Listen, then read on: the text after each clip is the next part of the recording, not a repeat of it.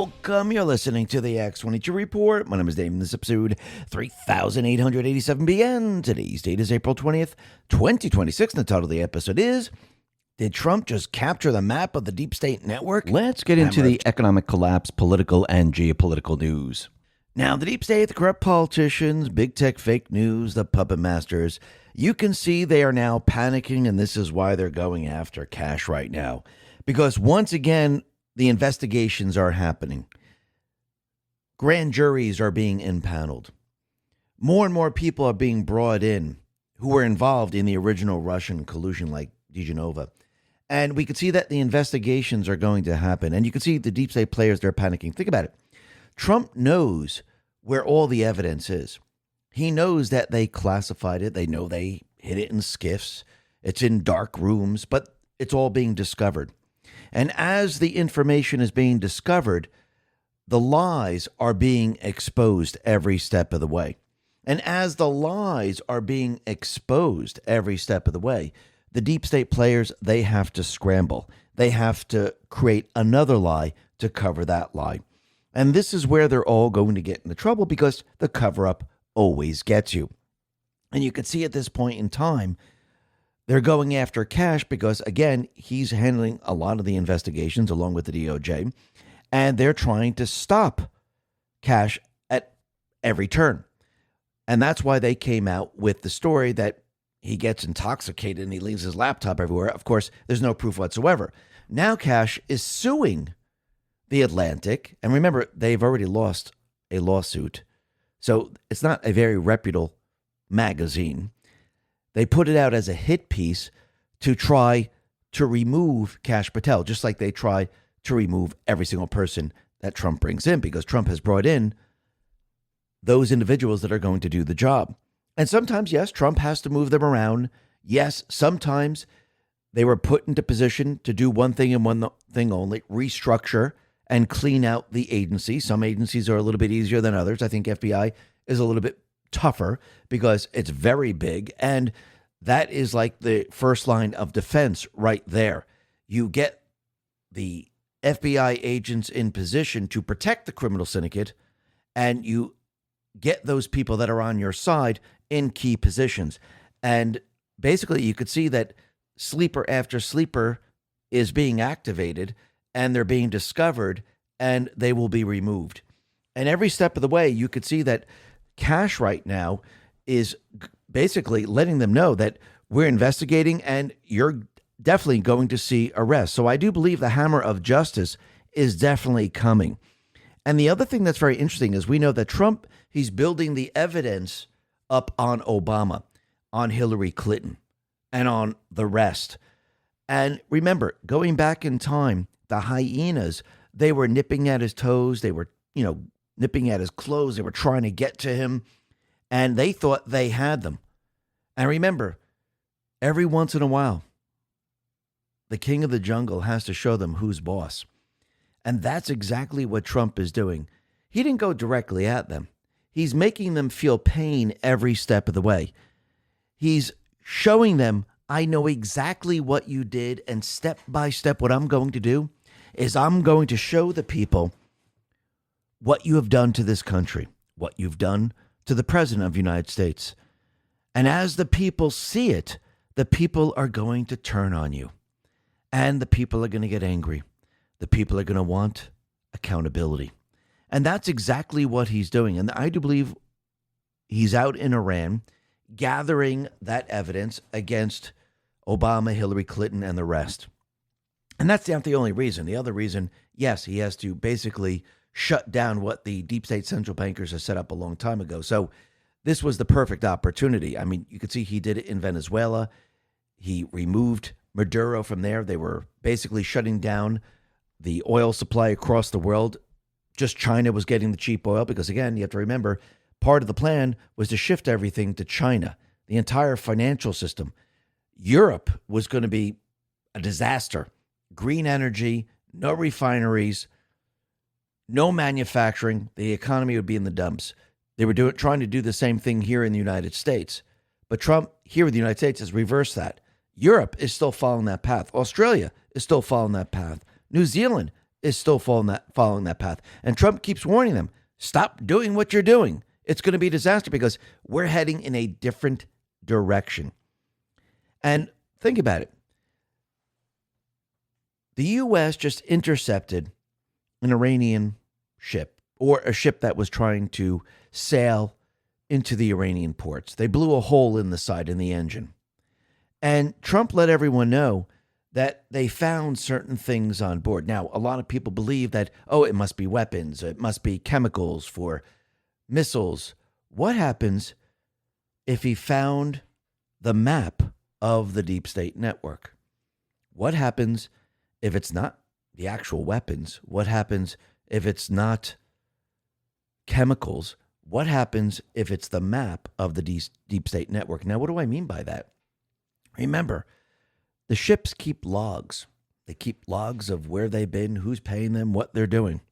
What happens if Trump has the map now of who's been funding all this, who's been involved in all this by looking at the logs, which I do believe this is exactly what he's talking about. Now, we're going to be talking a lot more about that a little bit later. But first, let's talk about what happened out in Louisiana, because it seems like this individual went ahead and just pretty much murdered his 8 innocent children. I mean, this is just horrific. Libs of TikTok put this out and said, the psychopath who murdered 8 innocent children in broad daylight has a criminal history. He was previously given probation rather than a prison sentence for a shooting and had his firearm charge dismissed. Every single time, this is what happens. So basically, 6 years ago, the man accused of committing a heinous mass shooting that claimed the lives of 8 children in Shreveport, Louisiana this morning was given probation rather than a lengthy prison term for a shooting. So think about it. What's making all of this worse? Is it the weapons, or is it the Democrats? It's the activist judges who continually release these criminals back onto the street. And these criminals, yes, will use any weapon they can get their hands on. It could be a gun, it could be a knife, it could be a car, it could be a bomb, it could be anything. They're the ones who are making this worse. It's not the guns, it's not bullets, it's them. They are the problem. They are the threat to this country. And I think people now are seeing this, and it's becoming very, very clear, because all you got to do is look at what California has done, what New York has done, especially with the CDLs. They were putting people who can't read English behind the wheel of these massive tractor trailers, and they were barreling down the wrong side of the road. They don't even know how to read the signs. And most of the people that have the CDLs in these states, they were issued illegally. So who's to blame once again? Oh, that's right. It always goes back to the D's. Robert Response 47 put this out and said, Secretary Duffy says 53% of commercial driver's licenses issued to foreigners in New York were issued illegally. We gave them 4 months to comply with the law. They refused. So we had no choice but to pull funding. And if they still refuse, we can pull their ability to issue CDLs. So basically, Secretary Duffy pulled $73 million in federal highway funding from New York after the state failed to comply with the federal requirements. Now, of course, the governor is going to dispute this. She's going to try to fight back. She doesn't agree to the audit's conclusions. But what we'll probably find out is that there are a lot more CDLs that they issued illegally. And we're going to find out that, yeah, they've been doing this for quite a while, just like with California and many of the other states. And what's very interesting, and Craig Fuller put this out, is that the USPS is banning non-DOM CDLs effective May 1st. So everything now is being reversed. And you can see that they don't want to comply because, again, they want the illegals in their state. They have sanctuary cities. They get these people licenses. They pay them. They want them to vote. You can see they've been pushing all of this for a very long time. And these individuals, they get paid a lot less than an American would. So it goes in part to keeping the system alive. And again, now it's all falling apart around them. And I do believe we're going to see fraud, the likes of which we've never seen before in New York. We've already seen it in Minnesota. I think this is just the tip of the iceberg. We're already starting to see it in California. But I do believe that we're going to see fraud at a point that no one could ever believe. And it's going to be trillions upon trillions upon trillions. And most of this debt, the people are not responsible for. And as time goes on, we're going to start to realize, and I think the people are going to realize, I think we already do, is that the entire country is just one gigantic criminal syndicate. And they've been doing this for quite a while. And this is why Trump wanted to put up the wall.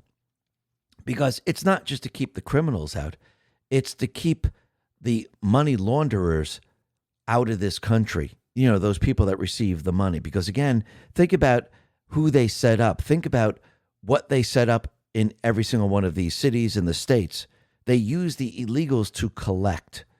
Remember, they are the front men and women. They're not the masterminds of all of this. And this is why Trump has been building the wall. And it's built, and it's going up pretty darn fast. Lance Gooden put this out and said, border wall construction in Texas is nearing completion. The Trump administration is building 1 mile of wall a day.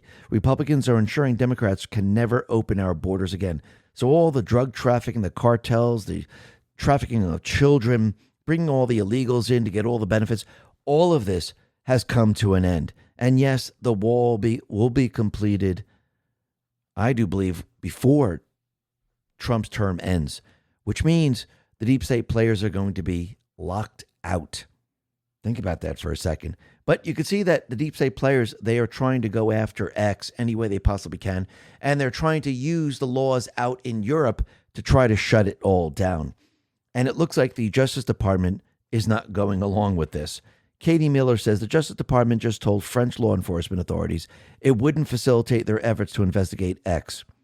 The Justice Department accused France of abusing its criminal justice system to target an American company and censor free speech, in clear violation of the Constitution. Elon Musk says, indeed, this needs to stop. And yes, they know they can't stop X here in this country because, again, what are they going to do? They can't do anything. So they're depending on the deep state players out in Europe to put pressure on X, to try to collect the money from X, to use their laws that they created on X. And it looks like the only way they can actually do this is with the assistance of the Department of Justice, but they no longer control the Department of Justice. Now, if they did control the Department of Justice and the FBI, I think X would be gone today. It's that simple. So once again, Trump is in control of all this. He put the trusted people in position. And what's very interesting is we know over time, the fake news has been losing their audience. As soon as Trump came into office and started calling them out and started calling them fake news, of course, people in the very beginning said, why is he doing that? Now I think people understand. And they've lost their audience. They've lost the trust. And you can see that this would have never happened if there wasn't this Supreme Court ruling where we had in the New York Times versus Sullivan in 1964.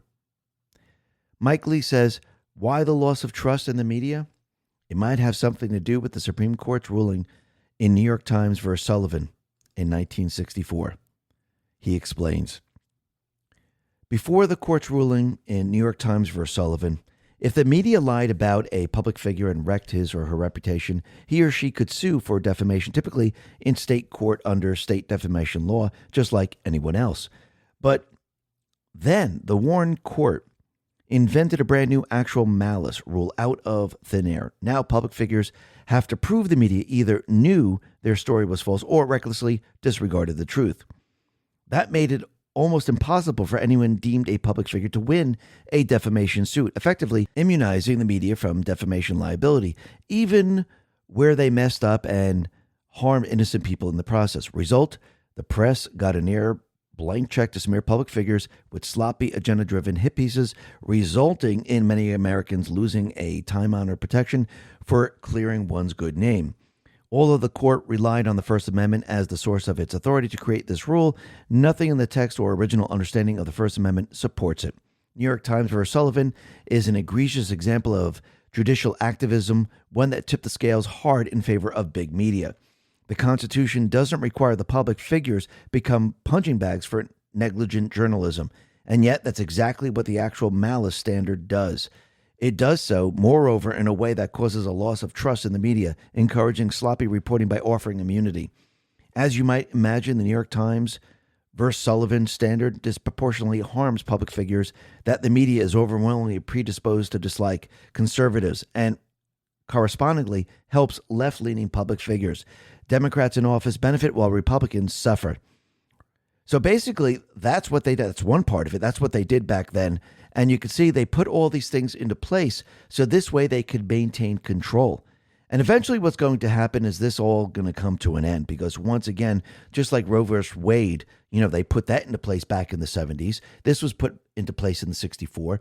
And if you notice, this was all in preparation to remove us from the gold standard and to go full private what's a central bank system.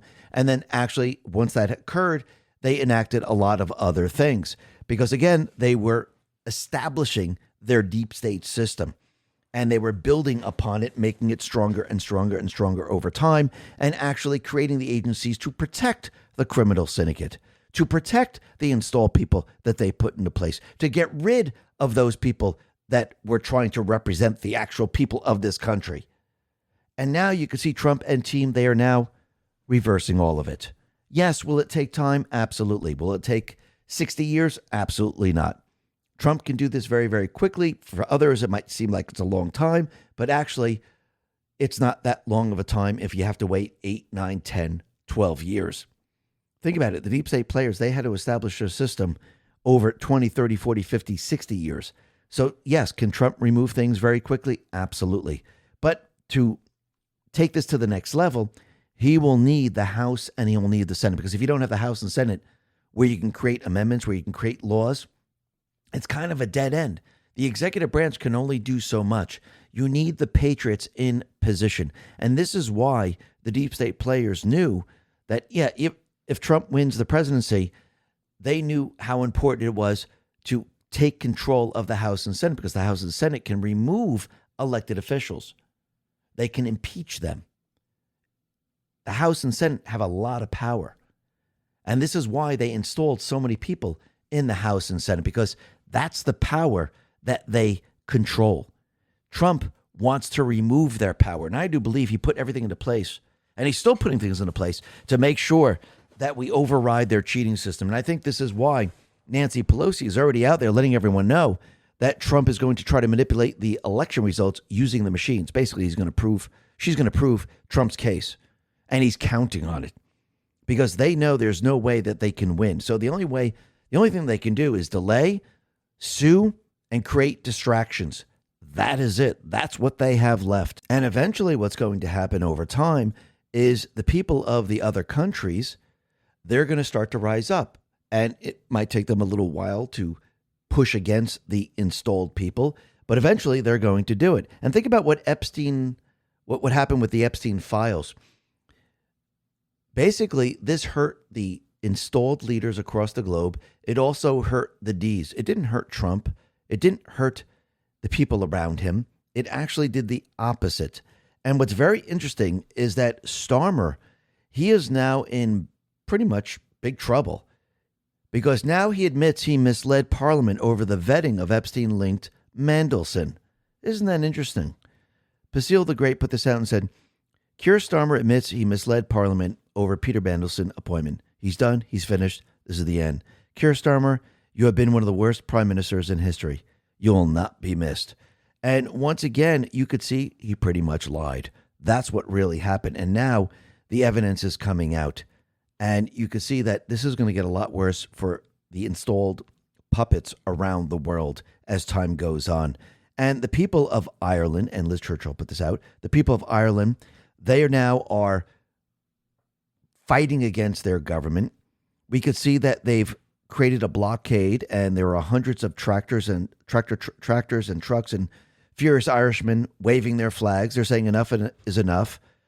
It looks like the citizens now are rising up. We see this out in Berlin. There's an 8-kilometer convoy of furious drivers surrounding Chancellor's residence. Hundreds blockade the streets, chanting "Murs out." People have had enough. In Manchester, we could see that thousands of patriots have taken to the streets marching with Britain first. So it's happening across the globe, but it's just taking time for people to reach the precipice. And once the people reach the precipice, the point of destruction, They finally find the will to change. And as these installed leaders continually go in the wrong direction, destroy the economy, destroy the manufacturing, destroy energy production, the people are going to continually rise up because they're going to see everything fall apart around them. And they're going to reach that point where they say enough is enough. And that's exactly what's happening. Because when they look at the United States, they see what? They see the United States heading in a different direction. We're not heading in the direction of solar and wind. Trump is canceling all that. We're heading in the direction of using oil, drilling for oil, bringing manufacturing back to this country, removing the illegals from the country, shutting down the borders so no illegals come into this country. It's the complete opposite of what's happening out in Europe. And the people are watching this very, very closely. And yes, they will follow in the footsteps of the United States. Now, the other thing that's very interesting is you can see the deep state players, they are now so panicked because, again, what is Trump doing? He's removing their system piece by piece across the globe. He did it in Venezuela. He's doing it in Iran. He's going to do it in Cuba. He's going to do it in Ukraine. You could see he's dismantling all of it. Daniel Goldman put this out and said the commander-in-chief was excluded from commanding a military operation because he was acting so crazy. Think about that. Trump is not well. We need the 25th Amendment before something really bad happens on U.S. soil. So basically, they're trying to create fake stories to say that the commanders are going against him. We need to use the 25th Amendment. And again, they're pushing these lies like they always do because, again, a lie needs no facts. A lie doesn't have to have proof. And it takes time to defend against a lie. This is what they did, and we discussed this before. This is what they did going back in time. You were guilty, and you had to prove you're innocent. Why do you think our founding fathers said, no, that's not right. You can never prove your innocence. It's like nearly impossible. Actually, you need to prove the guilt. We're innocent, and you have to prove that we're guilty of a crime. So basically, they're using this type of misinformation, disinformation, because, again, the proof is on the other side. So basically, this is what the deep state players have been doing for a very long time. But Stephen Chung responds and says, think about this. You, a sitting U.S. congressman, getting duped by fake news. Just imagine how easily you might be compromised. And he's absolutely right. Because, again, they're using the fake news to create the hysterics, the lies. That's what they've been doing. It's all fake. And you could see with Iran, they're in trouble. Trump and team, they control the Strait of Hormuz. They will allow who goes in and out. They will stop ships going to Iran. And you could see that Iran is in trouble. You have to remember, as of right now, we're in a ceasefire. The clock is ticking down. Trump is not going to violate the ceasefire. And you could see that he set up a blockade. The U.S. Navy gives warnings. Do not cross the blockade. Do not go to the Iranian ports. We will direct you where to go. If you do, and you disregard our warnings, we will fire upon you. This is not firing upon the Iranians. So think about that for a second. But Iran, they're days away from having to shut down their oil wells. Marin Nafal put this out and said, with the strait blocked and storage filling fast, Iran has 10 to 15 days before it has no choice but to start cutting production across its fields. Before the U.S. closed the strait, Iran was exporting 1.5 million barrels a day, mostly to China, pulling in roughly 150 million daily. That's now gone. The IMF is already flagging a global slowdown. Developing countries like Iraq are getting hit twice as hard as wealthier nations. And physical oil is still pricing a blockade while paper markets chase every ceasefire rumor. Iran spent weeks using the strait as leverage against everyone else. Now it's on the receiving end, and the clock is ticking down, and oil prices have dropped dramatically. Again, this is all driven by fear. That's all this is. Trump has always had control of the strait. Remember, Pete Hegseth let us know that only 10% of the Navy is controlling the strait. He's controlled it from the very, very beginning, and he's still controlling it. Basically, he's toying with the deep state players because what does he really want? He wants the deal, which I think it's almost said, and he's making the deal to get the uranium. And we know that AI is now taking off. And you have to remember, we tell these platforms our thoughts, dreams, business ideas, financial and health information, and ask them sensitive questions. They take all this information, tie it to your identity forever, and sell it to various third parties or provide it to governments on demand. OpenAI even has the former head of the NSA sitting on the board. So what is the main problem here? Sam Altman recently announced that ChatGPT can now reference all your past conversations. Do you feel comfortable knowing an AI platform has access to all your thoughts, dream sensitive financial data and healthcare questions, business ideas, etc.? What are they doing with it? Meta's Mark Zuckerberg said AI companions could help with the loneliness epidemic, but do you want a corporation monitoring your most vulnerable emotional conversations? It took us all far too long to truly understand what social media companies were doing with our data last decade. Are we really going to make that same mistake again? The stakes are infinitely higher because people share their most intimate thoughts with AI. If you used any of the leading AI apps, you have probably been censored at some point, even for harmless questions or requests. There is a strange double standard today where anyone can go online and search any topic, no matter how taboo, and see relatively unfiltered results. And yet, if you use AI to search for even a dirty joke, you're softly scolded and directed into a more socially acceptable direction. Why should a team of programmers at these leading AI apps get to decide what is and isn't okay for you to think? Do you want censorship infused in subtle ways within how AI delivers your information? Would you be comfortable if a presidential administration could govern what AI tells you? We wanted artificial general intelligence. Instead, we got Barney and friends. So how do we combat this? Well, Venice lets you use AI without handing over your sensitive information. Venice utilizes leading open source AI models to deliver text, code, and image generation to your web browser. There's no downloads, no installation of anything. Instead of needing to host these models locally, they made it easy by curating the best open source models in their UI. They don't spy on you or censor the AI. Messages are encrypted and your conversation history is stored only in your browser. AI can be extremely valuable, but we shouldn't need to give up our privacy to use it. If you want to use AI without fear of handing over your most intimate thoughts to a corporation or the government, you can get 20% off a pro plan using my link, venice.ai/X22 and code X22. Once again, that is venice.ai/X22 and use code X22, or just click the link in the description. Think about it. He's been using their narrative of a nuclear weapon so he can gather the evidence against Obama, Clinton, and the rest. Brilliant. Clandestine put this out and said, now the mainstream media are going very heavy on the idea of the U.S. military going in to secure the uranium. You could see the reporter trying to establish the narrative that this operation would be too risky. They are afraid. They know the nuclear dust can be traced. And that's absolutely true. And remember, Trump let us know this going all the way back to 2022. Remember when he put this out? It says President Barack Hussein Obama kept 33 million pages of documents, much of them classified. How many of them pertain to nuclear? Word is lots. War Horizon responds and says the old statement from August 12, 2022 hits different now. Remember, Obama sent $1.7 billion in cash straight to Iran. Makes you wonder what was really buried in those millions of pages and how that cash actually helped the regime we're dealing with today. History doesn't stay buried when the stakes are this high. Absolutely.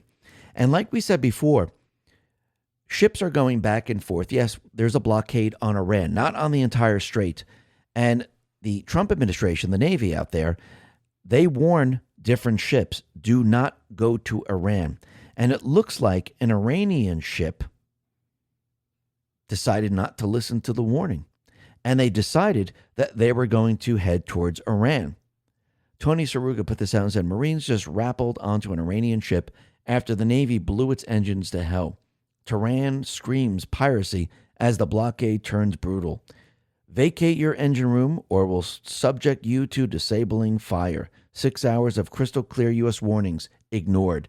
Then the USS Spruance turns the Iranian flag to discuss propulsion into abstract modern art with a single 5-inch surgical strike. Night falls, Marines from the USS Tripoli fast rope from helicopters onto the 900-foot behemoth like 21st century specters of empire, clinical, merciless, flawless. The vessel is now American property. No casualties, message received. Tehran screams piracy. But you know what? This is war, and they didn't listen to the warnings. The end. So Iran, and Disclosure TV put this out, Iran's military spokesperson says Iran will soon respond to and retaliate against this armed piracy by the U.S. Army. Weren't they going to hit all the data centers across the Middle East? What happened to that? What happened to all the threats that they put out there? It seems that they've done absolutely nothing because what do they have left? Nothing. Trump says today an Iranian flag cargo ship named Tuska, nearly 900 feet long and weighing almost as much as an aircraft carrier, tried to get past our naval blockade. And it did not go well for them. The U.S. Navy guided missile destroyer USS Spruance intercepted the Tuska in the Gulf of Oman and gave them fair warning to stop. The Iranian crew refused to listen, so our Navy ship stopped them right in their tracks by blowing a hole in their engine room. Right now, U.S. Marines have custody of the vessel. The Tuska is under U.S. Treasury sanction because of their prior history of illegal activity. We have full custody of the ship and are seeing what's on board. President DJT. Now, do we think there's weapons? Maybe from China. Do we think there's chemicals on there for ballistic missiles? Maybe. But again, what happens if what Trump is talking about is something very, very different? We'll be getting to that in just a sec. Tim on Point says the following. This is an interesting escalation. Normally, when a ship is boarded and seized, owners assume it eventually returns to service. Future value preserved, financial risk contained. Not this time. A 5-inch hole through the engine room changes everything. The vessel's commercial value is effectively destroyed, and risk is now maximized across the entire fleet. Doesn't matter what flag it flies. Someone owns it. Now every operator with Iran-linked shipping is asking, is this business still worth continuing? So let's see, Trump sent a message, but also disabled the ship completely. And now the U.S. has it. There's a reason for it. Jake explains. Trump didn't seize a tanker today. He seized a network map. The Tuska is IRISL, state-owned, sanctioned for moving ballistic missile components. This isn't a shadow fleet tanker moving oil. This is the weapons corridor. The cargo matters less. The logs are the assets. Routing patterns, shell companies, intermediary ports, onboarding can blow up, open an entire supply chain. Names, routes, cutouts, all of it sitting in a hold that just got open. We're seeing what's on board isn't a boast. It's legal cover for what comes next. Iran can't complain without telling you what was on it. Lloyd's of London doesn't wait for headlines. Those routes just got more expensive. They lost a ship. The U.S. mapped the system.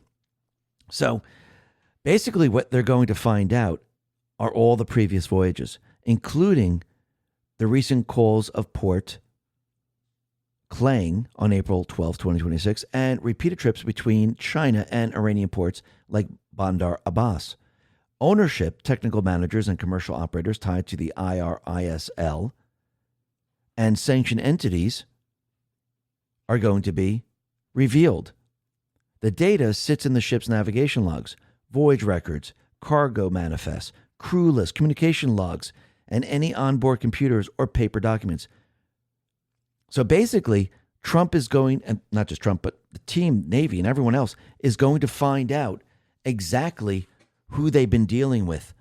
The deep state network map has now just been discovered, and it's going to be exposed. You think the deep state is panicking right now? Absolutely. This is going to be very interesting. So think about it. Trump wants to get the uranium. Obama's panicked. The Iranian trip, they tried to make it to the Iranian port. Now Trump destroyed the engine, captured the ship, collecting all the information.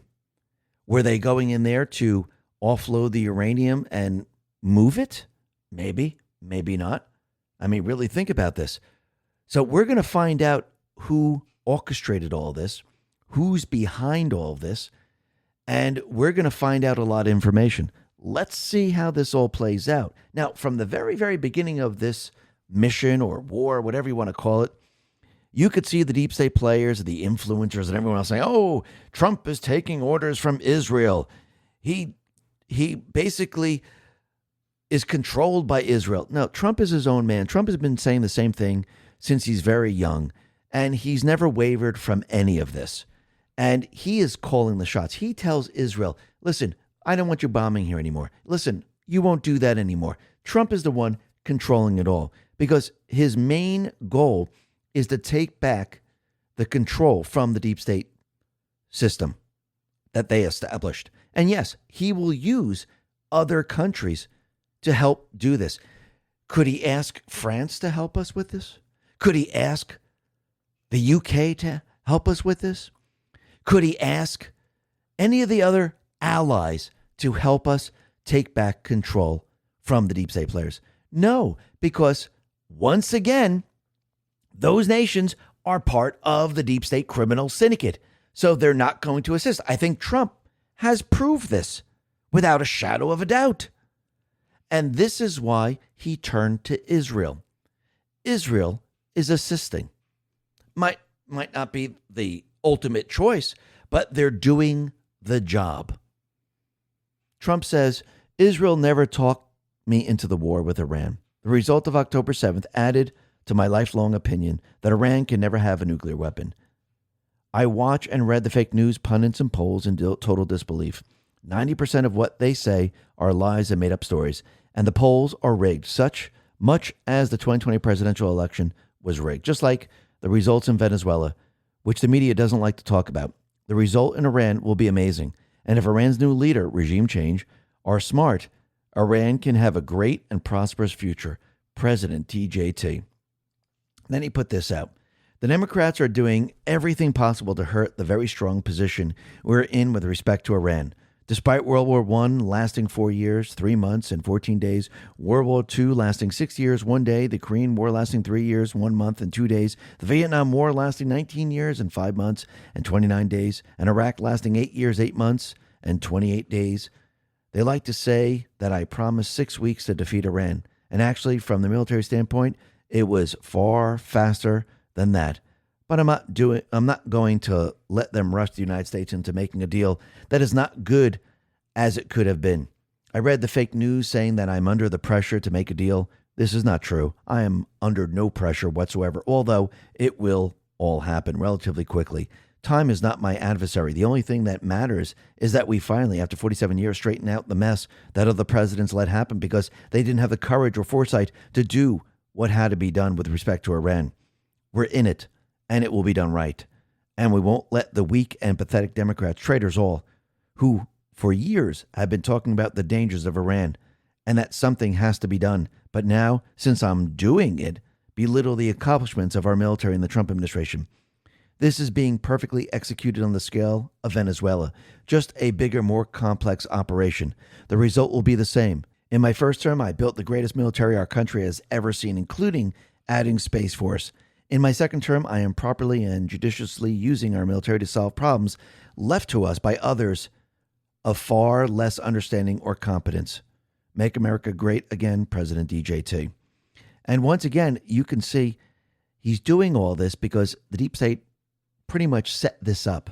The deep state wanted it to keep going. They never wanted this to end. That's why they built the stories up. Oh, Iran is too powerful. Iran has secret weapons. They'll use it and no one will be able to survive. It's all fake. Trump has proved it is fake. And once again, you could see that he's getting closer and closer to the truth. And they're panicking over all this. And he's going to do exactly what he did in Venezuela. He removed Maduro, and he has control over Venezuela. He's going to allow elections. He's going to allow the opposition to take control of that country. The same thing is going to happen with Iran. Yes, this was a bigger battle, but it's going to be the same outcome. Switch over to Cuba, same thing. Ukraine, I think, will even be bigger, maybe than Iran. We'll have to see how that all plays out.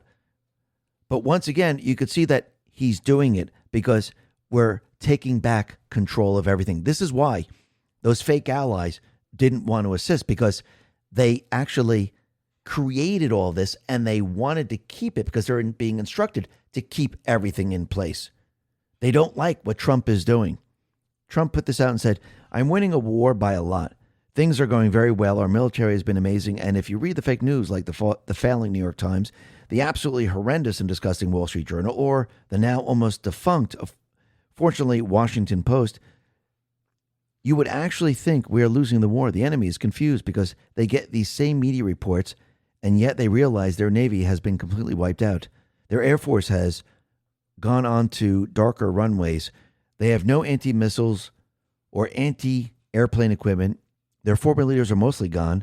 This has been in addition to everything else, regime change, which he keeps saying, which there will be a regime change in the end. The people will eventually rise up.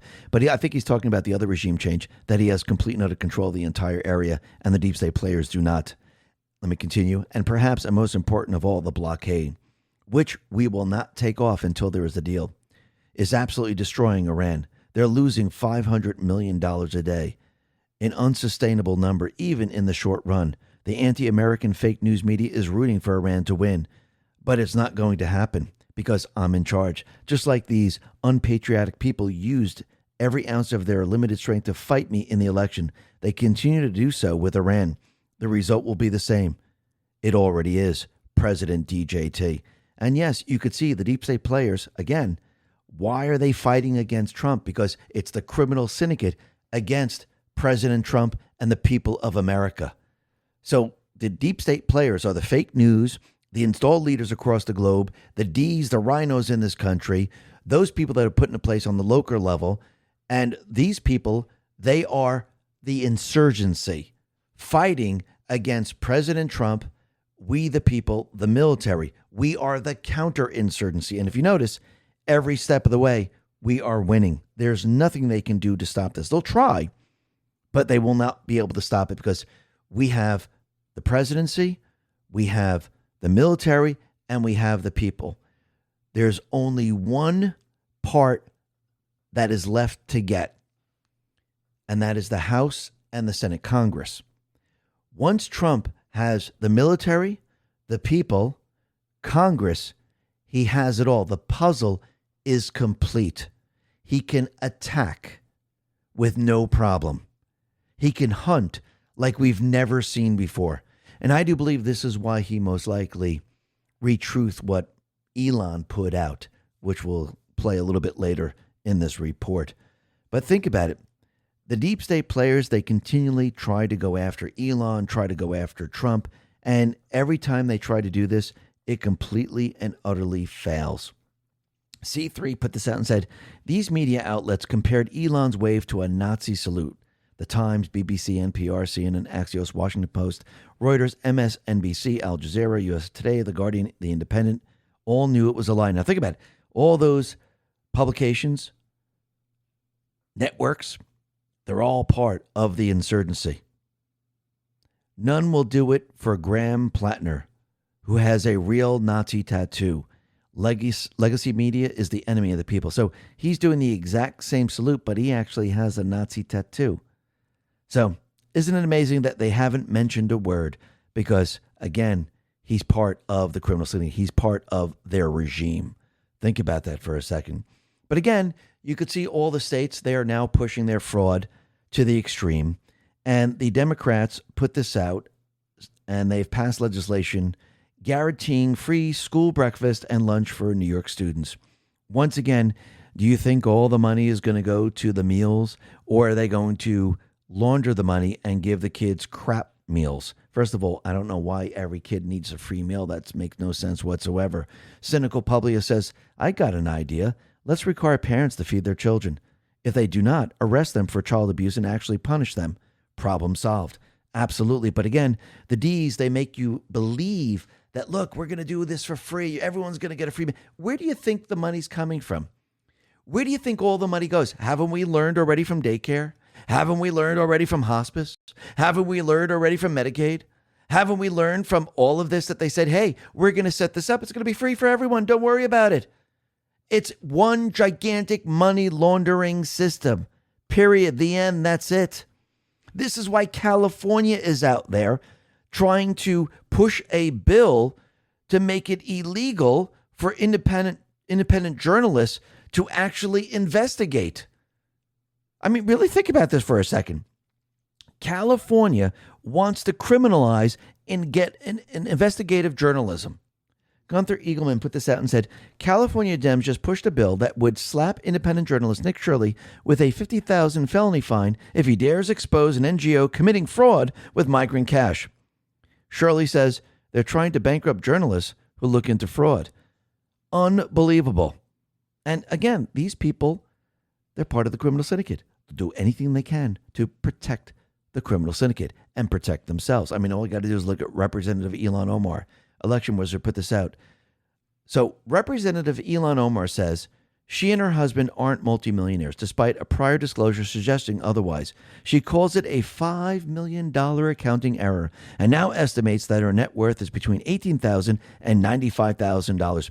I mean, I think we all understand that. I mean, every day, everyone has a $5 million accounting error. You know, you're making $50,000, $60,000, and just by chance, my income went up to $5 million. And nobody notices it for years and years and years, you know, because it's just an accounting error. I mean, how stupid does she think we really are? I mean, it doesn't even make any sense because that would have been caught immediately. Joe Lane says, Ilhan Omar is not the real target. Do you want to know how stupid Ilhan Omar is? She just made things so much worse for herself and doesn't even know it. She recently amended her financial disclosure forms in Congress. She claims it was just all a misunderstanding. Big mistake. Representative Ilhan Omar has for some time now been the poster child not only for the legion of ungrateful, American-hating migrants, but for members of the House of Representatives who have become multimillionaires on a $174,000 annual salary.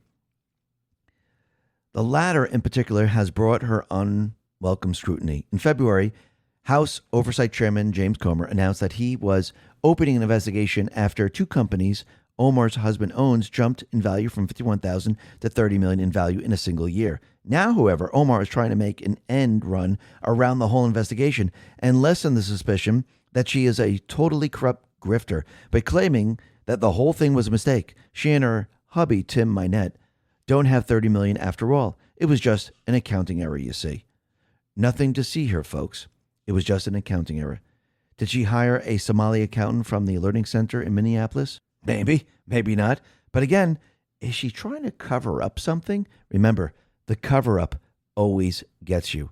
So let's connect some dots. The Wall Street Journal reported Friday that while an Omar disclosure filed last year showed she and her husband held assets of between $6 million and $30 million, a massive rise in wealth from her previous annual filing, now an amended filing claims the couple assets to be just $18,000 to $95,000. The forms don't require exact values, only broad ranges. Man, that's one massive accounting error. Did Ilhan Omar really think that amending her financial disclosure form from a possible $30 million in assets to $95 was going to make all the investigations go away? It actually put a spotlight on everything and will accelerate the investigation. Here's something that maybe Elon, the pirate, doesn't understand. Her financial disclosure statement in Congress is now going to be compared to her actual banking records. What are the odds that the business she and her husband own were used as collateral for loans to purchase other assets? Do you think there might be financial records to prove that? What are the odds that Elon and her husband committed bank fraud? I think those odds just massively increase. But Elon is the low-hanging fruit. The fraudulent operation involving Somalis in Minnesota was just the introduction to the American people of a long-time coordinated effort by the Democrat Party to steal taxpayer money. But there's connections to Elon's businesses that most people still haven't heard. Everyone's focusing on the fake winery owned by Elon and her husband. It never existed, and its website scrubbed.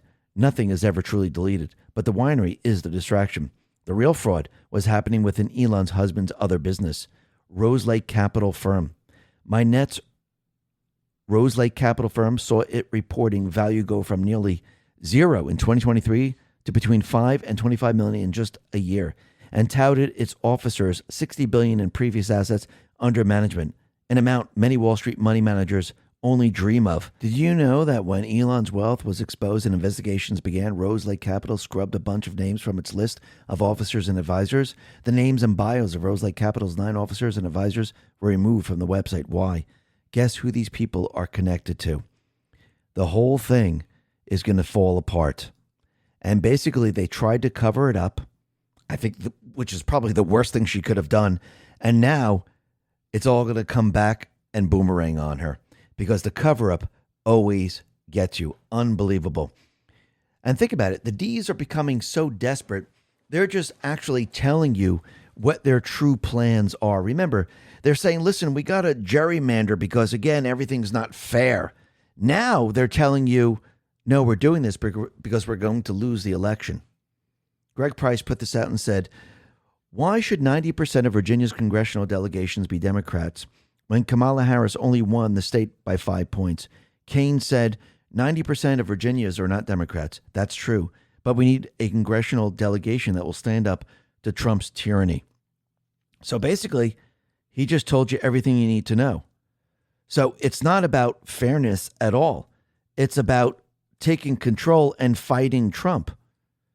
So once again, you could see that they're just doing this to control the situation. So here's the translation coming from Gunther Eagleman. We know this is rigged, unfair, and anti-democratic, but we're going to do it anyway because we hate Trump. And that's pretty much what they're doing. So basically, they're telling you right there that this has to do with cheating. That's pretty much it. Now, the other thing that's very interesting is we know that Trump, he's been hitting Tucker Carlson, Candace Owen, Alex Jones, and many others very, very hard. And we also know that Tucker's son, Buckley Carlson, worked in J.D. Vance's office as the deputy press secretary, which is kind of odd because what we've come to find out, and Ali put this out, that Buckley Carlson is a Democrat, and he's a registered Democrat since 2015, but he worked in J.D. Vance's office, which is kind of odd. Now, why would that be? So basically, this individual has departed from Vance's team.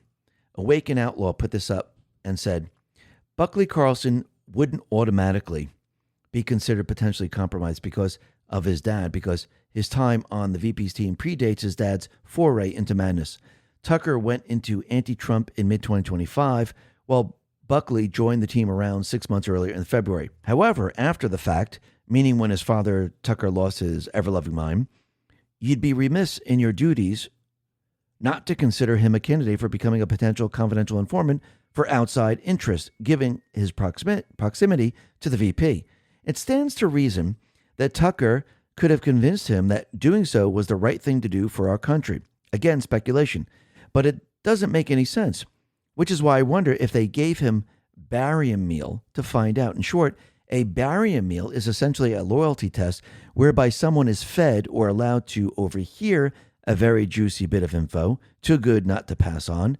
Then you wait and see if and where it pops up, if at all. If it does, then you've just confirmed the leak. So if they tested him to find out and he failed, it's plausible that this may have been what led to his departure. And that's regardless of what they might publicly claim was the reason. Food for thought. And I wouldn't be surprised if they allowed this to happen to see if information would be transmitted to other areas, like maybe his father or some other place. So this is very, very interesting because we know that Joe Kent was pretty much doing the same exact thing. But let's see how this all plays out in the end. This is going to be very, very interesting. Now, the other thing that we could see is that the deep state players, they're attacking Cash now. Yes, and they're going around and around and around. Cash, oh, then we're going to attack Gabbard. Then we're going to attack Ratcliffe. Then we're going to attack Noam when she was in her position.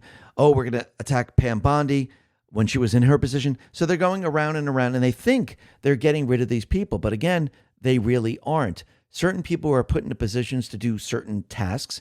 Others were moved into other positions because something else is coming up. And now they're on to Cash because why?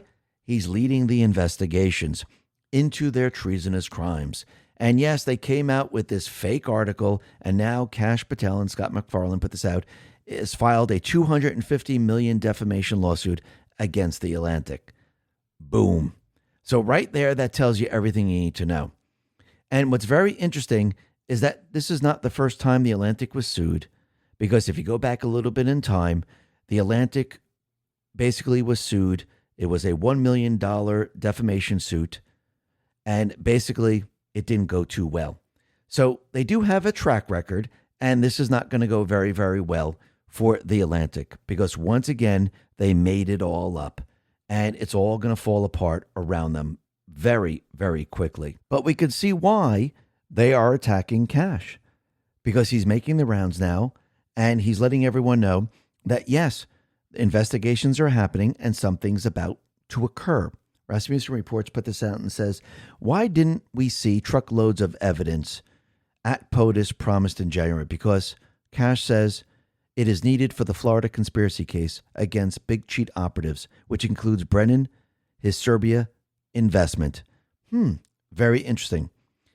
And we've come to find something else out with Charamella, who was the whistleblower. Hahn says, wow, he used the old form, the one that did not allow hearsay. That means the entire impeachment was void, meaning it was legally dead on arrival. The fact that Atkinson then secretly changed the form and backdated it makes it all exponentially worse.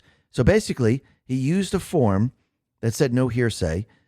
They redid the form to cover it up so they can push the impeachment. Again, the cover it up always gets you. But think about what Cash says. There's a case in Florida against Brennan. And who did they bring in? Well, they brought in Joe DiGenova. And it seems that there are fake information going around, and Paul Sperry put this out. A senior DOJ official told me hard-charging new Russiagate hoax prosecutor Joe DiGenova was set to be hired a year ago, but Deputy AG Todd Blanche didn't let it happen. It was supposed to be done in the first months of the administration, but Todd blocked it. Well, DOJ rapid response says nope. Hiring Joe DiGenova was one of the acting AG's first moves in his new role. Enough with the clickbait. Absolutely. So why did they pick Joe DiGenova? Well, he investigated the Russia collusion, and he knows a lot about it. He has a rare current perspective. Conservative Treehouse put this out and said, he completely sees the timeline of Trump targeting for what it is. This is immensely valuable because not enough people understand the complex continuum enough to stand back and see the bigger picture. DiGenova sees the bigger picture. He sees the 2015-2016 FBI contractor political spying operation and how it connects to the later fusion GPS Clinton construct of Russiagate. More importantly, he sees the connective tissue, the actual characters flowing from Spygate through Russiagate into the Mueller investigation, then into the impeachment effort, and then into the Jack Smith operation. Seeing the big picture is the first step. Joe and Victoria Townsend see the big picture and have a skill set to tell the story. They can assist brilliantly and direct the telling of the story by connecting the lead prosecutors to the background script of how everything unfolded over the past decade. So this is going to be very, very interesting. So he knows what happened. He can see the entire picture from a 40,000-foot view, and he can put together a timeline. And why is this also the perfect person? Well, John Reese explains, and he put this out, and he's pointing to what happened to them. Federal agents executed a search warrant against Victoria Townsend, lawyer, former prosecutor, and wife of Joseph DiGenova. The search on April 28, 2021, FBI agents served a search warrant to them, and the warrant was part of a federal investigation into Rudy Giuliani's dealing in Ukraine, specifically involving his efforts to influence U.S. policy and his interactions with Ukrainian figures. So this is why you'll see some activity in the John Brennan grand jury, because again, they came after him, which should tell you everything you need to know. And Julie Kelly says that already we have subpoenas already going out, and the Russia Gate investigation now is accelerating. So we could see that we have that going on. We have Cash and the DOJ looking into the election interference, the rigged elections, and it looks like Cash is letting us know that these are pretty much all the same players. Storm Arai put this out and said the following. FBI Director Kash Patel just confirmed that they're folding the stolen election into the entire grand conspiracy case and promises the arrests are coming very soon. We've got all the evidence. I can announce on your show that we've got all the information we need. We're working with our prosecutors at the DOJ under AG Todd Blanche, and we're going to be making arrests, and it's coming, and I promise it's coming soon. Maria Bradaroma then followed up and asked if the FBI has evidence of the rigged and stolen election, to which Cash responded, yes. So what we are doing is folding that into our entire conspiracy case, but we have the information that backs President Trump's claim of the stolen election. But I would say stay tuned this week. You might see a thing or two. Notice he specifically said our entire conspiracy case. It seems like we're definitely getting close. Absolutely. And this was going on for quite a while. I wonder if we're going to have a couple of indictments come out. And I wonder if Cash and team are going to make the arrests. This is going to be very, very interesting. And I guess this is why Trump decided to repost what Elon put out. Elon says there will be consequences for those who pushed foreign interference hoaxes. The hammer of justice is coming. So take a listen to this. And this goes back to when the hyenas were nipping at the lion's mane and surrounding him. But the video shows Nancy Pelosi, Obama, and the rest. So basically, they just changed it up. They are the hyenas. Take a listen. Jackals. Hyenas. They're barking at him, laughing at him. They nip his toes and eat the food that's in his domain. They do this, and they get closer and closer and bolder, till one day, that lion gets up and tears the shit out of everybody, runs like the wind, eats everything in his path. Because every once in a while, the lion has to show the jackals who he is.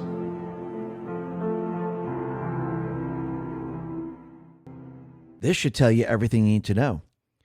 The lion now has the leverage. The lion is the hunter. The lion is going to rip through all these people like they're nothing.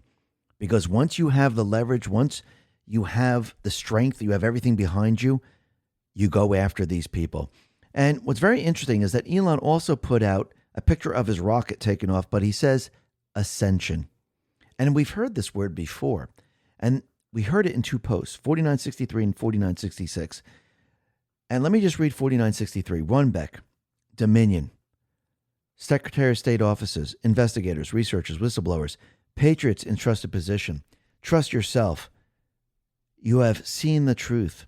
Time to show the world. Focus, ascension. What did Cash just say? We're taking the rigged election. We're taking the grand conspiracy. We're putting it all into one. Does this not cover pretty much everything? Are we going to see this happen? I do believe so. And post 4966, what is coded in your DNA? Who put it there? Why? Mankind is repressed. We will be repressed no more. Information is knowledge. Knowledge is power. Information is power. How do you protect your DNA? There is a war for your DNA. Protect your DNA. Ascension. And I do believe we're getting very, very close. And I do believe that, yes, many people known the truth, but now the people of the world are going to start to see it. The people of the world are going to see who's behind this, and you're going to start to realize it's the same players. And then they're going to bring in the foreign entities, and you're going to start to realize, wait a minute, the people that try to stop Trump are the people that overthrew our election, that released COVID, are the same people that indicted him, are the same people that tried to assassinate him, are the same people that are using the judiciary and the fake news throughout this entire time. It's all the same people. These are the people that are treasonous to this country. It's the same people that set up Iran, Venezuela, Cuba. It's the same people that created the terrorist regimes. It's the same people that brought us to war over and over and over. It's the same people that backed the central bank system. Yes, it's all the same people. They're all part of the criminal syndicate. And it's time to show people the truth. And yes, the hammer of justice, it's about to smack them all. You can see that Trump now is pretty much slowly but surely reversing everything the central bank has done. And people are saying, well, why don't we just get rid of the central bank right now? Why don't we just shut it down and then we can be without it? Because you have to remember, the system has been in the U.S. for a very long time. It's infiltrated almost everything. And if you're going to bring down an old system, you need a new system. And you don't want to disrupt the entire economic system. You don't want people to lose their savings. You don't want jobs to crater. You don't want inflation to skyrocket. You don't want any of these things. You want to have a smooth transition. And this is what Trump is doing right now. He's making sure that everything is in place first, making sure that we do have a smooth transition. because you don't want people to lose their wealth. You don't want the value of the currency to drop to zero. You don't want to shock the system. And that's what Trump is doing every step of the way. And slowly but surely, what is he going to do? He's going to bring back the buying power to the people. Now, does this mean we're just going to get rid of income tax and everything's going to be great? No. Remember, he has many other things that he needs to accomplish before that happens. Can he begin the process? Yes, he can, which he already did. No tax on tips, no tax at overtime, no tax on Social Security. Will he take this to the next level? Absolutely. I think with the one big beautiful bill, he's already beginning this process. And basically, as he removes the tax burdens from the people, people then can actually raise their deduction numbers, which means they're going to get more in their paycheck, which means their buying power is going to come back. And I do believe that's exactly what is happening right now. And eventually, once we get control of the House and the Senate, and we have that control, and Trump can do a lot more, I do believe that's when you're going to see a lot of the income tax completely and utterly disappear. Now, he might make a move right before the midterms to do this, but at this point in time, you can see already they're now giving the buying power back to the people. And yes, this is going to be a step-by-step process. And again, you don't want to shake the system up too much, and you don't want the entire system to go down. So if you're going to move from one system to another, you need a new system. And that is what Trump is building right now, a brand new system. And you could see the old system, it's hanging on right now. They tried to bring us into the Green New Scam. They try to move the entire economic system, just like Europe is moving all into the Green New Scam. They tried to do that here, but since Trump won the election, this is now being reversed. And you can see the EV market and everything else, it's kind of falling apart. And remember, the automobile manufacturers, they were losing millions upon or billions of dollars as they were trying to push the EV market. And think about it. If there was truly a demand, if people truly wanted the EVs, they would have gone out and purchased it on their own. You wouldn't have to give them subsidies. You wouldn't have to give them tax credit. You wouldn't have to do any of those things. People would just do it because you know what? They saw the benefit of it. It's almost like when the iPhone came out.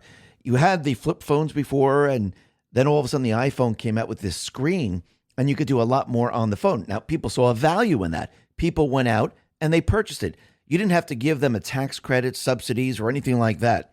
So if it was truly incredible, I'm talking about the EVs, people would have just ran out and got them. Now, there's no problem with having an EV. I mean, I would still have a gas-powered car. But again, we shouldn't be forced into one. And you can see that Trump now is reversing all this. And what's very interesting, and Wall Street Apes put this out, is that Amazon is using large Sunbelt rental generators to charge their electric delivery vehicles. These generators are powered by diesel fuel. So they're using diesel fuel to charge their electric vehicles to go green. Someone make it make sense. And it doesn't make any sense because just think about a very simplistic argument here. You go into a grocery store, you get plastic bottle of water, plastic bottle of soda, you get food packaged in plastic, and you take all of that and you go to the register and they tell you, we don't want to give you a plastic bag because we're trying to save the environment. But every single one of your products are in plastic. This is how ridiculous it is. And think about it. Why did we have to start using plastics like this? Well, if you're losing the value of the currency and it costs more and more to do things because of the value of the currency is declining, you need to cut those costs. So you need, if you're going to ship, you need lighter ways to package your products. You need lighter ways to ship. You're not going to use a wooden crate. You're not going to use what they used before because it costs a lot more money because, again, the value of the currency continually declines. So who's the real cause of all this? It always goes back to the central bank system. Because remember, if we had sound money today and we were on the gold standard and we didn't have the private West central bank system, we wouldn't have inflation, which is really the devaluation of the currency. So we wouldn't need all these different ways to figure out ways to ship a lot cheaper. And we wouldn't have to do all these things. Just like we wouldn't need to take our manufacturing companies and push them to places where the labor is very, very cheap because you're enslaving people. And fuel prices are very low, and there's no tariff. So you wouldn't need to do all of that if we got rid of the central bank system. We didn't have to do it before. The only reason we're doing it now is because the central bank system was enacted in this country. It's the third one, and it's been here for quite a while. Now, again, the deep state players, they tried to push the Green New scam, tried to push the United States in the direction they wanted, but it completely and utterly failed because remember, everything was supposed to be moving to China. Europe, Australia, New Zealand, they were going to lose all manufacturing. They were going to produce no energy. There could be no refineries. Everything was going to move to China. And now it's completely and utterly falling apart because once again, Trump stepped into the presidency and he shut everything down. Mariana Fowle put this out and said, China's dream of overtaking the U.S. economy is falling like a meteor, fast and in flames. In 2021, they were 78% of U.S. GDP, now down to 64%, and the gap just doubled. Real estate crisis crushing everything, endless property crash, wiped out savings, stalled construction, turning the whole economy into quicksand. So basically what Trump has done now with the U.S., it's hurting China. China is not in the driver's seat. The World Economic Forum, the central bankers, they're not in the driver's seat. And you can see at this point in time, it's completely and utterly falling apart. And you can see the deep state players, the central bankers, they try to stop Trump every step of the way because they didn't want this to happen. They didn't want China's economy to fall and the U.S. economy to increase the way it is. So they tried to stop him with the tariffs. And they had many lawsuits, as we know. And the Supreme Court ruled, because Trump used the IEPA, that, hey, you can't be using that law. You have to use something different. Now, I do believe Trump went ahead and used the IEPA because he knew this was the weakest of all the tariffs. And it's not very strong in precedent. But when you look at the other sections, they are strong. So he decided, you know what, I will take a hit. The Supreme Court most likely will rule against me, but actually set a path for me to use the other sections, which he has done. I can still increase the tariffs and get this money back. At the same time, help some of the businesses with liquidity. And I do believe that's exactly what he's doing. And he's refunding the $166 billion, which means he'll probably bring that right back in a couple of months. So it really, at this point, makes no difference. But let's see how this all plays out in the long run, because I do believe this is going to assist businesses. And once again, the money's still going to come back to the U.S. Now, the other thing that we could see is that Trump has brought down a lot of prices to many of the food products, and especially eggs. And you could see that the deep state players, they're very angry about this. And they're trying to look for anything to say that Trump's agenda, his economic agenda, is not working. Roger put this out and said the $16 Biden T-bone you bitched about is now $30 Trump T-bone. Well, once again, you have to remember what Biden put into place. And once again, if you're continually hitting the cattle herd and you're reducing in size, you just can't flip this around and all of a sudden have cheaper meat. It doesn't work that way. Shipwrecked Crew says Trump can't make cattle appear that weren't bred 3 years ago because of Biden admin policies. It takes 3 years from the date of breeding until the beef lands in a market. We're seeing today the result of a decline in breeding in 2023. And yes, if you go back, you could see there's definitely a 3-year lag from breeding to market. And when you look at it, the U.S. beef cow herd peaked around 2019 and has contracted ever since that date, every year. And the decline continued. Now, we all know Wall Street doesn't lose money on sell-offs. You do. They create the panic, wait for you to dump your position out of fear and scoop it up at a discount. The big banks aren't selling their gold. They're buying yours. Every time the headlines scream, regular people sell, every time regular people sell, the institutions are right there, waiting with open hands. You built portfolio insurance for a reason. Don't let a red day hand it over to the people who cause it. That's why I tell people to talk to Noble Gold Investments. They will help you build a long-term plan and, more importantly, help you stick to it when the noise gets loud. The minors' up and downs, that's weather. The long-term trend, that's climate. And the climate has been favoring gold for 5,000 years. So the next time you see a dip and you feel that knot in your stomach, ask yourself one question. Am I making this decision, or is Wall Street making it for me? Don't let them shake you out of the position you built to protect yourself. That's exactly what they want. And right now, all new qualified accounts receive a 10th ounce American Gold Eagle as a thank you. Real gold in your hands. That's the whole point. Go to x22gold.com. That is x22gold.com, or just click the link in the description. And remember, past performance may not be indicative of future results. Investing in precious metals involves risk. Consult your financial advisor before making investment decisions. Up into Trump. And now you can see Trump now is trying to turn things around. Plus, if you add on top of all this, you have certain corporations that basically have a monopoly on all this, and they're setting the prices. And I think this is why Trump, a little while ago, said that he was going to be looking into this. And now the DOJ has launched an investigation into meatpacking companies for driving up prices of beef through illicit collusion. So the DOJ, they launched an investigation into foreign meatpacking companies that supply the U.S. over possible price fixing. And Trump ordered this back in November. Now they're looking into this.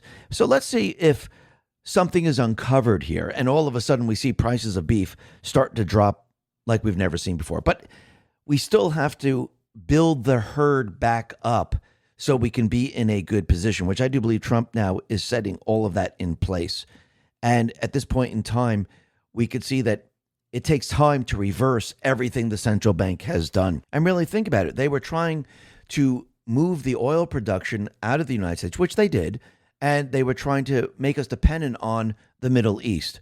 And they were shutting down the oil production in Venezuela, where they pretty much shut down the markets there. Same thing with Russia. And they didn't want the United States to become energy independent. So they made sure, by protecting the lands, of course, that there would be no drilling pretty much anywhere. So we would be dependent on other nations, and the deep state players, central bankers, would control the oil via Iran. They would keep the fear price up, and that was the centralized control mechanism. But now, since Trump has decentralized all that and says, listen, you can come to the United States to get the oil, that's exactly what's happening right now. Peter Sayong, PhD, says an armada of 171 oil tankers are headed to America to buy 200 million barrels of oil, about half what's left in the strategic reserve. We're going to need a bigger drill. And think about what Trump is doing right now. He's showing all these countries, you can come to the United States to purchase the oil. You don't have to worry about gunfire. There's no fear. There's nothing like that. And you can pick it up and you can sail it back to your country. And most likely, as we continually produce more and more oil, it will become cheaper and cheaper and cheaper. And once again, you can see that Trump now is building up the energy sales side of the economic system that he's creating, the parallel economic system, because he already has the tariff system. He already has the technology part of it, which will be selling the technology. And now he is now introducing the energy part of the parallel economic system. And you can see there's a lot of oil tankers that will continue to come to the United States. Even when the Strait of Hormuz is completely open, some tankers are going to go, you know what? Let's just go to the United States. We're getting it cheaper. It's more cost effective. Let's just do that. And eventually you'll see a lot of ships coming to the United States, which means we're going to be bringing in billions and billions of dollars. Now, the other thing we could see that's happening right now, and Trump kicked it all off in the very, very beginning with no tax on tips, no tax on overtime, no deductions for seniors. And what's happening right now, since the One Big Beautiful Bill, people have now seen their refunds.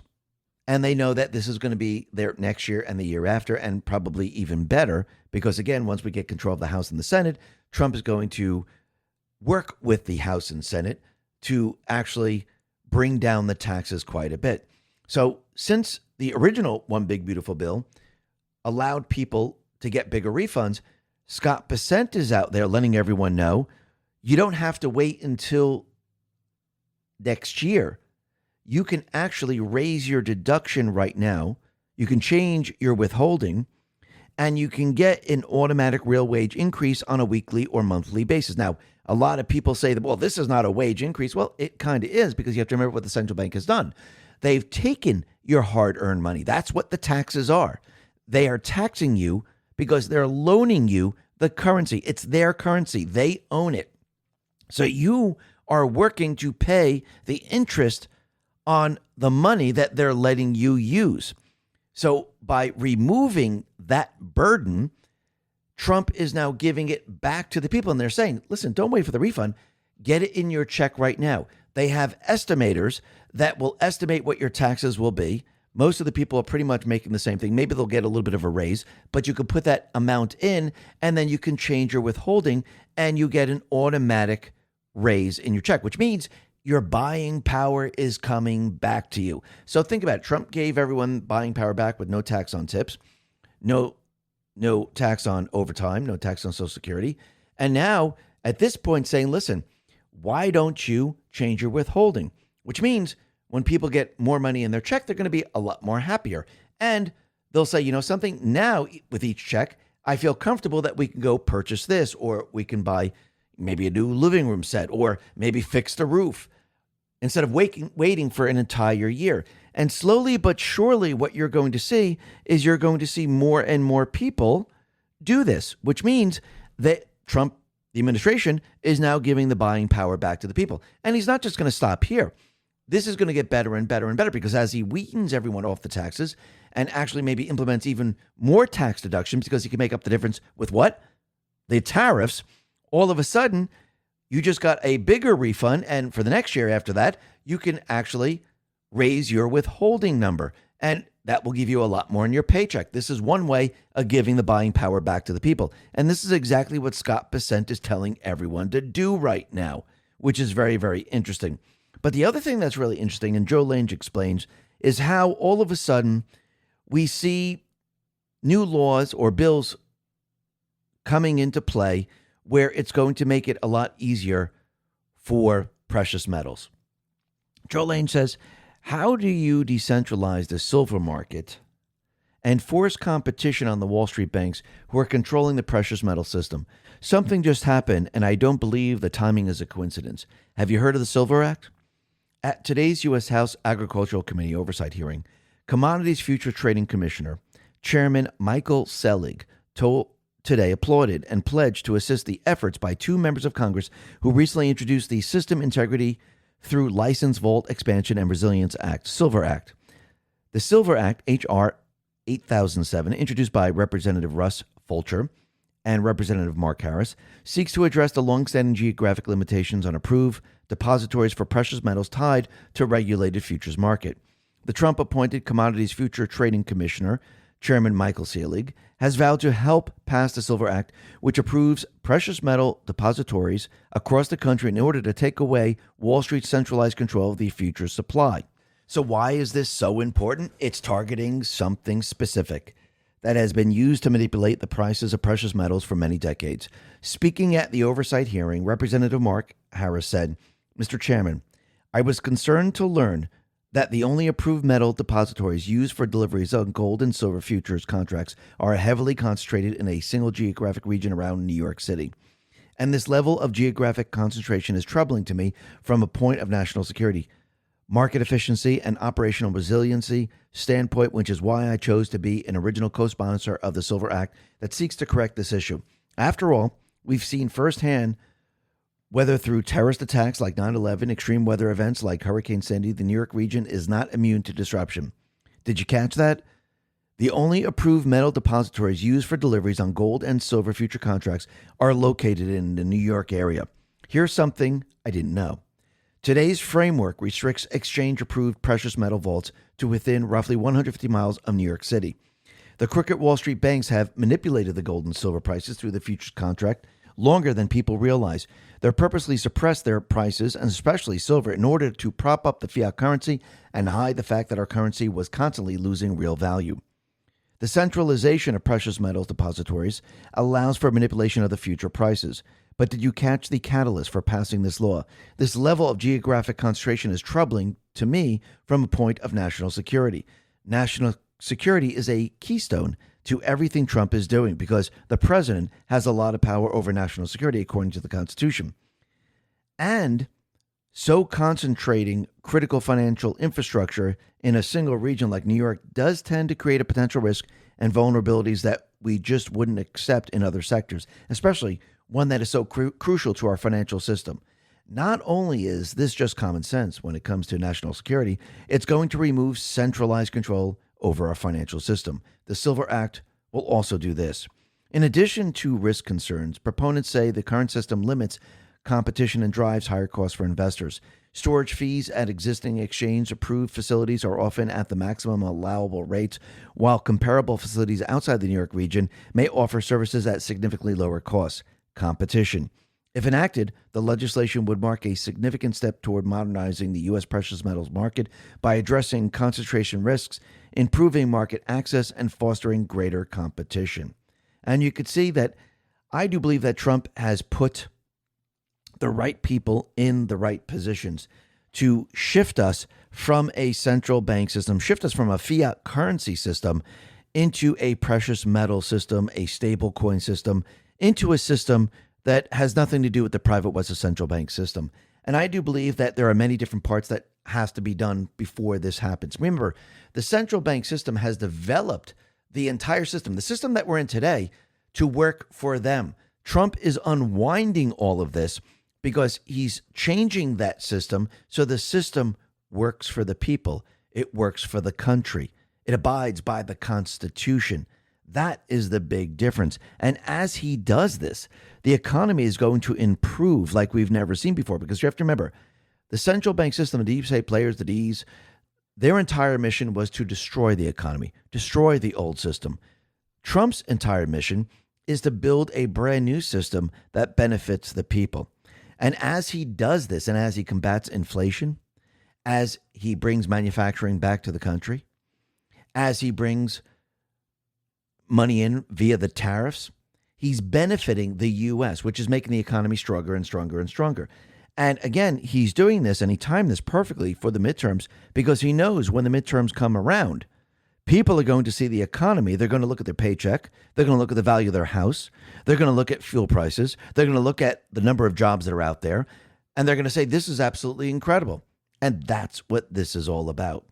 Trump, he put this out on Truth, and he's pointing to America First now. It says, Democrats are in panic mode after a devastating new poll finds Americans trust the Republican Party on the economy and inflation by 6 points, tariffs by 2, immigration by 11 points, and border security by 28 points. Donald Trump is crushing it. Simple poll, please be honest. As of today, how much do you still trust and support this man? So basically, more and more people trust the Republican Party with the economy. And that's what Trump is running on, because he knows if you assist people, if you make their lives easier, I mean, think about it. He's going to lower the interest rate too, which is going to reflect the interest rates on the credit cards. It's going to reflect the interest rates on purchasing a car, buying a house. It's going to assist small businesses. So when you start to do all of this and you make the economy a lot better and you put money back into people's pockets, people are happy. And if people are happy, they want more of what you're doing. And he needs the people on his side because he's getting prepared and ready to go after the central bank. See, you don't go after the central bank if you don't have a competing system. Because think about it. If Trump had nothing and he says, I just want to shut down the central bank, how do we fund everything? We have no income. What do we do? So you need an income generator. And that's why Trump has created the tariff system. This is why he put all of this into place. This is why he put the gold card into place. This is why he put the energy sales system into place. This is why he put the technology system into place. Because again, he has to create income to compete with the central bank system. Because the only way we fund anything is with borrowing. But we don't want to borrow anymore. So how do we do this? And we don't want to devalue our currency. Well, we go back to the time of Andrew Jackson, McKinley, and we use tariffs. And this is exactly what Trump is doing. He's building the new system so he can take us off the old system. And it's becoming clearer and clearer. Listen, everyone, thanks a lot for listening. Be well, be safe, and especially be prepared. Thanks a lot.